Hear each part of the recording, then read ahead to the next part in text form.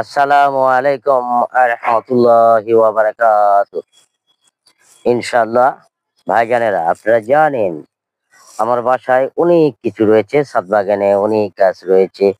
সাদা জাম, কালো জাম, মিষ্টি তেঁতুল, আরো কত কি ভ্যারিয়েন্টস আছে। এরপরেও আবার ভ্যারিয়েন্টস আছে কিছু ৩ ফলের। কোরআনে উল্লেখিত সেই ৩ ফল ইনশাআল্লাহ আপনারা দেখুন কয়েকটা ধরেছে। নিচের ছাদে আরো একটি আছে যেটাতে মনে হয় পাকা ফলও আছে।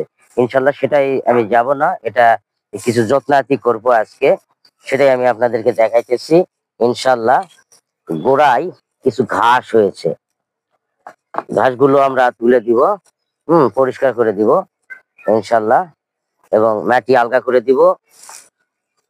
এখানে বলার বাহুল্য যে আসলে গাছ শুধু আমাদেরকে দেয় তা না, গাছকেও আমাদের কিছু দিতে হবে। ইনশাল্লাহ গাছকে না দিলে গাছ কোথা থেকে আমাদেরকে দেবে? ও তো নিঃস্বার্থ ভাবে ওর জীবনটাই দিয়ে দেয় আমাদের জন্য, দেয় নাকি বন্ধুরা? হ্যাঁ, দেয়।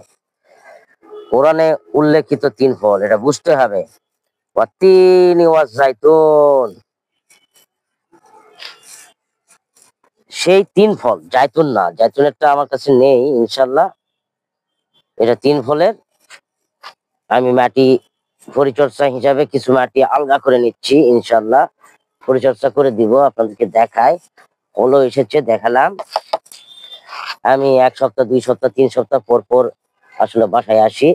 আসলে মোটামুটি একটু গাছ-গাছালি গুলোর একটু যত্নাতি করি, আপনারা জানেন, এবং সেটা সরাসরি আপনাদেরকে আমি দেখানোর চেষ্টা করি।